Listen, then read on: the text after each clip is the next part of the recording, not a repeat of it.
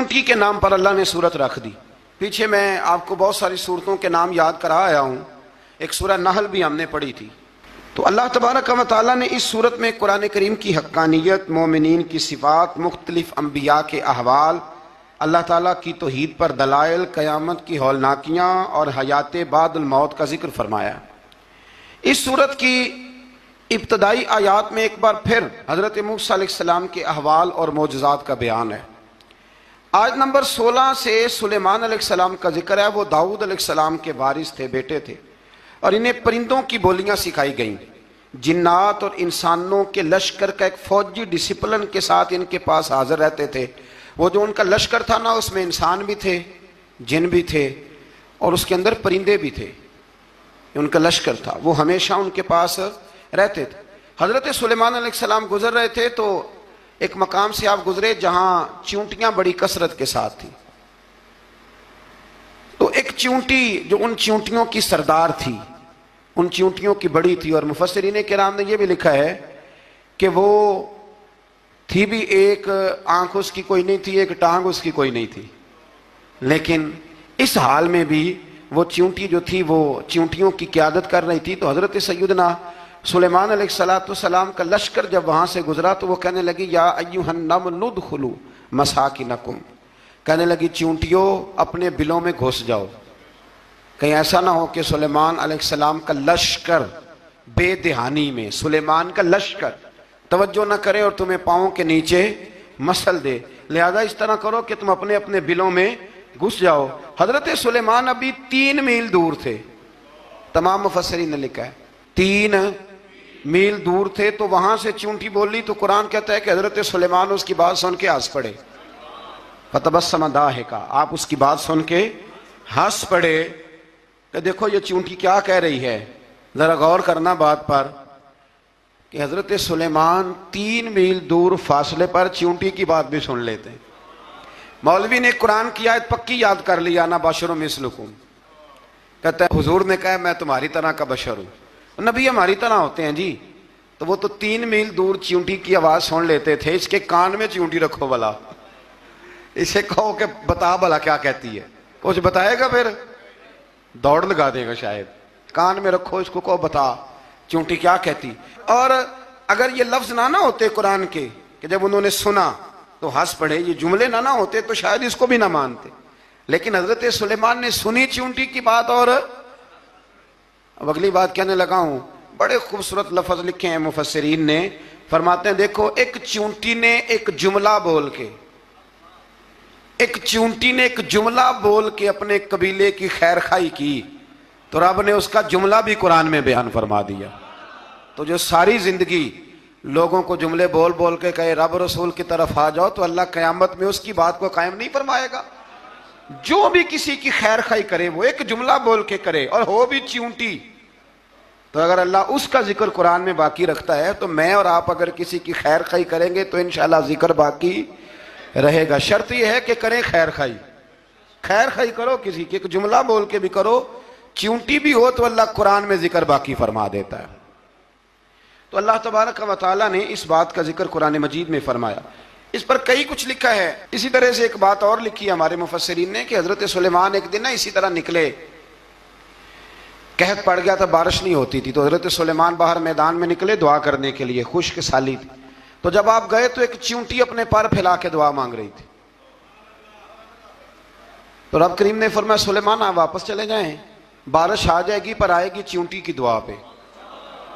تو حضرت سلیمان نے عرض کی مولا میں بھی تو اتنا لشکر لے کے آیا ہوں نا، تو چلو ہمیں بھی دعا کر لینے دے. تو چونٹی کی دعا پہ برسا دینا پر دعا کر لینے دے. فرمایا نہیں آپ واپس جائیں، دعا نہ مانگیں. یا اللہ کیوں؟ فرمایا چونٹی کا دل ٹوٹ جائے گا، وہ تو کہے گی کہ یہ سلیمان کی لشکر دعا پہ پھر بارش آئی ہے. تو آپ نہ کریں تاکہ اس کے دل میں یہ بات رہے کہ نہیں میرے رب نے میری دعا پہ بارش فرمائی ہے. آپ جائیں، آج بارش آئے گی پر آئے گی چونٹی کی دعا پہ. تو جو چونٹی بارش کی دعا کرے قوم کے لیے، اللہ اگر اس کا ذکر قائم رکھتا ہے تو جو اپنی قوم کے لیے ہدایت کی دعا کرے. اور کبھی کبھی گردن جھکا کے دیکھا کرو کہ دل میں رسول اللہ کی امت کا درد کتنا ہے. اگر کہیں حضور کی امت کا درد ہے تو پھر انشاءاللہ ذکر قیامت تک باقی رہے گا. پھر انشاءاللہ قیامت تک آنے والی نسلیں بھی آپ کا ذکر کریں گی. اگر حضور کی امت کا درد سینے میں موجود ہے۔ اسی طرح سے پھر حضرت سلیمان کے لشکر میں نا ایک ہدہد نامی پرندہ بھی تھا، لشکر کا کارکن تھا پرندہ۔ ہدہد غائب تھا تو حضرت سلیمان کہنے لگا کدھر گیا وہ ہدہد؟ نظر نہ آج آیا، سخت سزا دوں گا، یہاں تو کوئی اچھی خبر لائے گا، چونکہ وہ ہدہد پرندہ جاتا تھا تو خبریں لا کے دیتا تھا، ورنہ سزا دوں گا۔ اتنی دیر میں ہدہد بھی آ گیا۔ یہ پرندے جو کارکن ہوتے ہیں بڑے سیانے ہوتے ہیں، کبھی بندہ ناراض ہو تو صحیح خبریں لے آتے ہیں، تو صحیح خبر لے کے آ گیا۔ آتے ہی آ کے بیٹھا تو اس نے حضرت سلیمان علیہ السلام نے کہا کہاں تھے؟ عرض کرنے لگا حضور میں ملک سبا گیا تھا، وہاں ایک عورت حکمرانی کرتی ہے، اس کا نام بلقیس ہے، بہت بڑے تخت پہ بیٹھتی ہے، 80 گز اس کا تخت لمبا ہے، 40 گز چوڑا ہے، اور شاید 80 من کے 80 ٹن اس کا وزن ہے۔ تو حضور وہ سورج کو پوچھتے ہیں، تو حضرت سلیمان نے فوراً خط لکھا، فرمایا جا کے اسے میرا خط دے دو کہ یہاں تو کلمہ پڑھ کے ہماری فرما بردار بن جائے، ورنہ تیار ہو جائے، جو اللہ کے غیر کو پوچھتے ہیں ہم ان کے خلاف جنگ کریں گے۔ وہ جب لے کے گئے نا خط، یہ حدود گیا تو وہ میٹنگ کر رہی تھی، اس کے وزیر مشیر سارے بیٹھے تھے، اس نے جا کے خط پھینک دیا ملکہ بلقیس کی جھولی میں۔ اس نے خط پڑھا تو ڈر گئی، وزیروں کو بلایا۔ حضرت سلیمان، قرآن کہتا ہے حضرت سلیمان نے کہا تھا خط پھینک کے نا تو سائڈ پہ ہو کے سننا وہ کیا کہتے ہیں۔ بندوں کے لیے منع ہے، پرندوں کے لیے جائز ہے۔ بندوں کے لیے منع ہے سائڈ پہ ہو کے سننا، ہاں جس کی جاسوسی کی ڈیوٹی ہو، کفر کی جاسوسی کی، اس بندے کے لیے بھی جائز ہے۔ تو یہاں ایک تو وہ پرندے تھے، دوسرا کفر کی جاسوسی کر رہے تھے، سائڈ پہ ہو کے سننے لگے۔ تو ملکہ بلقیس کہنے لگی اب کیا کرنا ہے، یہ خط آیا ہے۔ تو وہ کہنے لگے ہم تیار ہیں، آپ حکم کریں، ہم لڑنے کو تیار ہیں، لڑیں گے۔ وہ کہنے لگی نہیں تیزی نہ دکھاؤ، قرآن مجید کہتا ہے کہ وہ کہنے لگی جب لڑائیاں ہوتی ہیں تو شہر تباہ ہوتے ہیں، ملک کھنڈر بن جاتے ہیں، لڑائی مسئلے کا حل نہیں ہے۔ انہوں نے کہا کہ میں نبی ہوں، تو ایک دفعہ آزما لیتے ہیں کہ نبی ہیں کہ نہیں، معاذ اللہ آزما لیتے ہیں۔ کہا کیسے؟ کہنے لگی تحفے تحائف بھیجتے ہیں، اگر مال پر دل للچا گیا تو پھر نبی نہیں بادشاہ ہے، اور اگر مال پر دل للچایا نہ تو پھر اللہ کے کامل بندے ہیں۔ یہ فرق اس نے اس وقت بیان کیا۔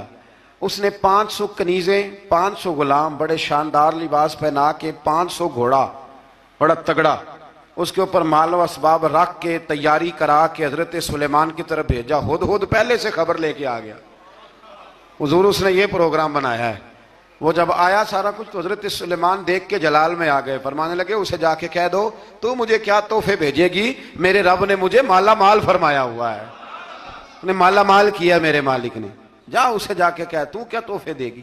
جب رب دیتا ہے تو پھر کوئی کمی نہ وہ نہیں چھوڑتا۔ بندے کیا دے سکتے ہیں، بندے تو بیچارے 10 دیکھ کے تو 10 دن ان کی آنکھیں نہیں کھلتی۔ فرمایا جو اللہ نے جو دیا ہے کیا بات ہے اس کے دینے کی۔ تو فرمایا اسے کہو یا فرما بردار ہو کے آ جائے یا جنگ کے لیے تیار ہو جائے، ہم اسے اس کے شہر سے ذلیل کر کے نکال دیں گے۔ اس نے جا کے جب پیغام دیا تو اور ان لوگوں نے بھی آ کے بتایا کہ وہاں تو ہم عجیب منظر دیکھ کے آئے ہیں کہ جانور بھی ہاتھ باندھے کھڑے ہیں، وہاں تو جنات، سرکش جنات کھڑے ہیں، وہ بادشاہ نہیں وہ نبی ہیں۔ وہ جو 500 غلام اور 500 کنیزیں گئی تھی، حوال سنایا آ کے۔ تو ملکہ بلقیس نے پھر خط لکھا کہ میں فرما بردار ہو کے آ رہی ہوں۔ معنی کیا ہے؟ میں کلمہ پڑھنے کے لیے آ رہی ہوں۔ تو حضرت سلیمان نے کہا بھئی اب اس طرح کرو، ذرا فرش بچھاؤ۔ انہوں نے فرش بچھایا، اس طرح کا کہ اوپر فرش تھا، نیچے مچھلیاں تیر رہی، لگ رہا تھا دریا ہے۔ ڈیوٹی لگا دی، جنات نے بچھا دیا۔ ادھر حضرت سیدنا سلیمان فرمانے لگے اب چونکہ مان کے آ رہی ہے تو اسے اپنی نبوت کی علامتیں بھی دکھانی ہیں۔ اس نے تخت بڑا شاندار بنوایا تھا، اور خواتین میں جو عادتیں خواتین والی ہوتی ہیں وہ جاتی نہیں، وہ 7 کمروں میں نا پیچھے اپنا تخت رکھ کے تو 7 دروازے بند کر کے آئی۔ اس زمانے میں ایک رواج تھا، وہ زلیخا نے بھی 7 دروازے مکفل کے ایک رواج تھا، ایک کمرہ، پھر کمرے کے پیچھے کمرہ، پھر اس کے پیچھے کمرہ، پھر اس کے پیچھے کمرہ، اور اس کو بڑے موٹے تالے لگائے جاتے تھے۔ اور فلسفہ یہ تھا کہ ایک تالا توڑے گا کوئی تو جب تک سپاہی آ جائیں گے، اور اگر اس کے توڑنے تک نہ آئے تو دوسرے کے توڑنے تک آ جائیں گے، اور اس کے توڑنے تک نہ آئے تو 7ویں تک تو آئے جائیں گے۔ یہ ان لوگوں کا نفسیاتی معاملہ تھا، سوچ تھی۔ 7 کمروں میں مکفل کر کے نا وہ نکلی، تو حضرت سلیمان علیہ السلام کہنے لگے بھئی مجھے اس کا تخت چاہیے اس کے آنے سے پہلے، اس کے آنے سے۔ اس واقعے کی کیا ضرورت تھی قرآن پاک میں؟ یہ کیا حاجت تھی یہ تخت والی ساری بات قرآن نے کیوں بیان کی؟ پوچھیں آپ اپنے دل سے بھی اور انکار کرنے والے منکرین سے بھی، اس کی کیا ضرورت تھی؟ وہ جو کہتے ہیں جی ولی کی کرامت کی کیا ضرورت ہے، سیدھی سیدھی نماز پڑھو، روزہ رکھو، حج کرو، زکوٰۃ دو، تو پوچھو ان سے ایک سورۃ نمل کے اندر اس ساری تفصیل کی کیا ضرورت تھی؟ ختم ہو گئی جب وہ کلمہ جو پڑھ رہی ہے، تو پھر اس سارے واقعے کو رب کیوں بیان فرماتا ہے؟ حضرت سیدنا سلیمان فرمانے لگے تخت چاہیے، اور چاہیے اس کے آنے سے پہلے۔ قال عفریت من الجن، جنوں میں سے ایک بہت بڑا جن بولا، کہنے لگا حضور آپ کا یہ تخت برخاست ہونے سے پہلے لے آؤں گا۔ یہ جو آپ میٹنگ کر رہے ہیں نا، یا آپ فیصلے ختم، کچھ نے لکھا صبح سے شام تک میٹنگ ہوتی ہے اور اس کو آنے میں پتہ نہیں کتنے دن لگیں گے، تو میں یہ برخاست ہونے سے پہلے، اور کچھ نے کہہ دیا آپ شرط کیوں لگاتے ہیں کہ صبح سے شام تک ہوتی؟ اس جن نے کہا دیا آپ 10 منٹ میں فارغ ہو جائیں، آپ فارغ ہوں گے تو تخت آ جائے گا۔ مفسرین نے لکھا ہے کہ جب قرآن کہتا ہے کہ اس نے کہا کہ آپ کے فارغ ہونے سے پہلے، تو اس کا مطلب ہے کہ جب آپ اٹھیں گے، یہ جگہ خالی کر دیں گے تو تخت یہاں کیویں ہزاروں میل کا فاصلہ ہے، آ جائے گا، پر ہوائی جہاز پہ کارگو کرا کے، جی DHL کے ذریعے کیسے آئے گا؟ وہ آئے گا تو بس آئے گا۔ تو حضرت سلیمان کی تو بادشاہت تھی نا زمانے پہ، فرمانے لگے نہیں نہیں تو لیٹ ہے، تو لیٹ ہے، تو ہمیں جانتا ہی نہیں، ایٹ سٹ تے پکھڑا کوار گندل، اسی اور بھی بوٹیاں جاننے ہاں، یہ تو لیٹ ہے، ابھی ہماری طاقت اس سے زیادہ ہے۔ بڑی کمال بات لکھی ہے لکھنے والوں نے۔ ایک مفسر نے لکھا ہے کہ ابھی حضرت سلیمان نے غلاموں سے منگوایا ہے، اپنی بات کوئی نہیں کی، یہ حال ہے ان کے غلاموں کا، تو سردار کا عالم کیا ہوگا؟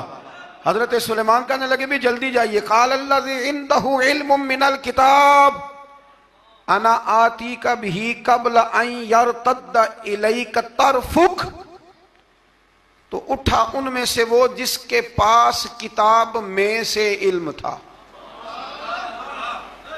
ساری کتاب کا بھی نہیں، علم من الکتاب، کتاب، وہ اٹھے جن کے پاس کتاب میں سے علم تھا، تو وہ اٹھ کے کہنے لگے حضور میں لے آؤں گا، کب؟ آپ کے آنکھ جھپکنے سے، نہیں آنکھ جھپکنے سے، بندہ تھا جن تھا؟ جن کی تو بات مانی نہیں انہوں نے، کیا کہا؟ آنکھ جھپکنے سے، میں آنکھ جھپکنے سے پہلے لے آؤں گا۔ تو حضرت سلیمان کہنے لگے تو ٹھیک ہے چل لا پھر، لا پھر۔ آنکھ جھپکنے سے بڑے ہی نادان نہیں، پھر غصہ نہیں آتا ان پہ، پھر غصہ نہیں آتا۔ میرے شیخ کامل، مرشد اکمل، شیخ بحر و بار، حضور غوث پاک جیلانی، حضرت غوث اعظم یوں کر کے شاگردوں کو، مریدوں کو سبق پڑھا رہے تھے، پڑھاتے پڑھاتے ہاتھ آگے کیا، اور جب ہاتھ واپس آیا تو بھیگ گیا تھا سارا۔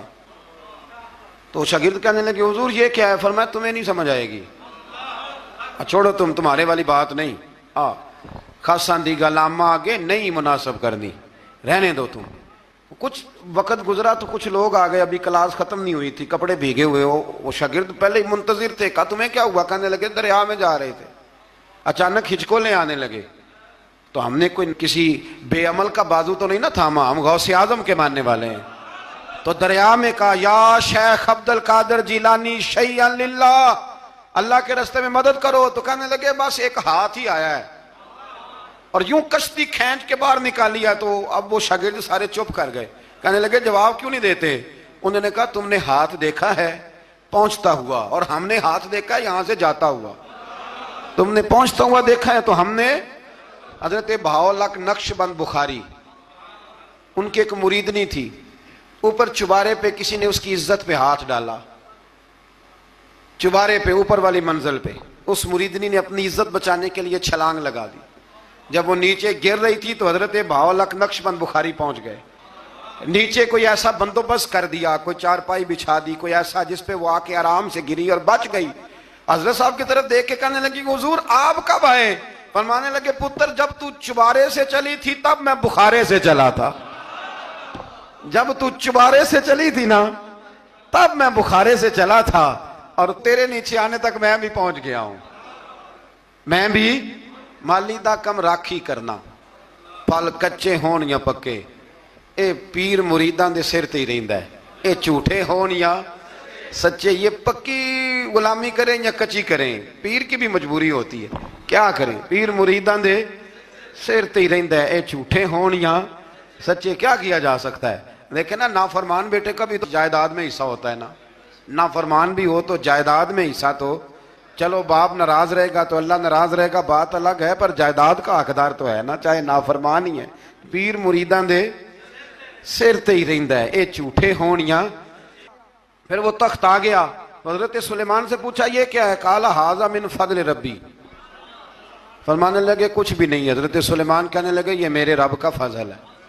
شاید سب مفسرین نے بڑی بڑی باتیں کی ہوں، پر یہاں ایک قاضی ثناء اللہ پانی پتی رحمت اللہ علیہ کا فقرہ میں پڑھ رہا تھا، بڑا مزہ آ رہا تھا۔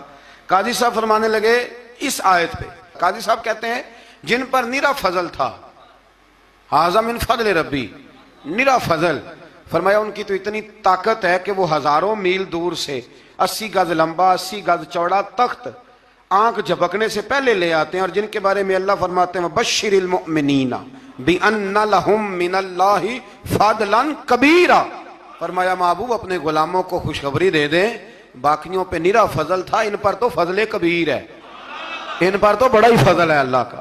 تو فرمایا جن پر فضل کبیر ہو، ایک نہیں، اس پر میں بڑے دلائل دے سکتا ہوں، کرامات اولیاء پر میں بڑے ہی دلائل دے سکتا ہوں، بڑے۔ غوث اعظم رضی اللہ تعالیٰ عنہ کے پاس بادشاہ آیا تو کہنے لگا پیر تب مانوں گا جب سیب کھلائیں گے، سیب کا موسم ہی نہیں تھا۔ تو حضرت صاحب آتے ہی اسے کہنے لگے اب تو میری ولایت کو سیبوں پہ تو نہ تول، اب سیب کھلائے تو ولی یا نہ کھلائے تو ولی کوئی نہیں، یہ تو اب میری ولایت کو سیبوں پہ تو نہ تول۔ تو حضرت صاحب نے یوں ہاتھ اٹھایا تو اللہ نے 2 سیب عطا فرمائے۔ تو وہاں جملہ ہے حضور غوث اعظم کا، فرمانے لگے اگر اللہ حضرت مریم سلام اللہ جو بنی اسرائیل کی ولیہ ہیں، ولی ہے نا، وہ نبی تو نہیں نا، عورت نبی نہیں ہو سکتی، فرمایا اگر اللہ انہیں بغیر موسم کے پھل دے سکتا ہے میں تو محمد عربی کا نوکر ہوں۔ فرمایا اب نہ 2 سیب آئے تھے، تو وہ کہنے لگا میرے تو دل میں 1 سیب تھا نا، تو حضور غوث اعظم نے نا 1 سیب مجھے دیا، 1 میں نے کھایا تو 1 غوث پاک کھانے لگے۔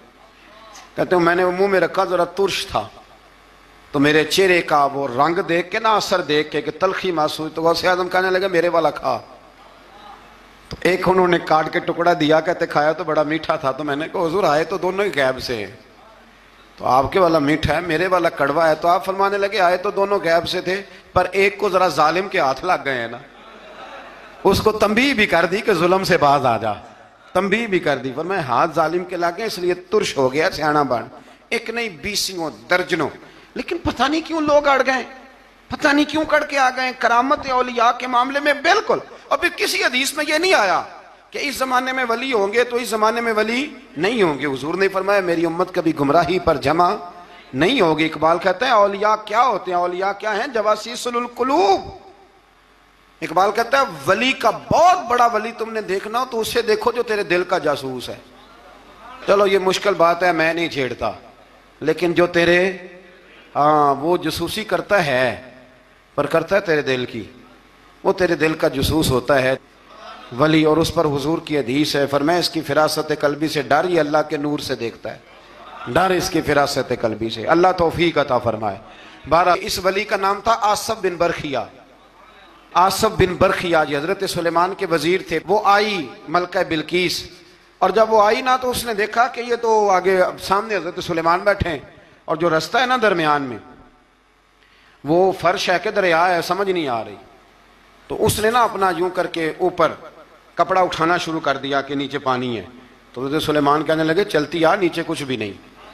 اس نے پیر رکھا، نیچے مچھلیاں بھی تیرتی جا رہی تھیں۔ حضرت سلیمان علیہ الصلوۃ والسلام، آج بھی اللہ نے توفیق دیا نا، لوگوں نے اس طرح کی تعمیرات بعد میں کی ہیں، لیکن اس کے موجد، اس کے پہلے بنانے والے حضرت سلیمان ہیں اللہ کی دی ہوئی توفیق سے۔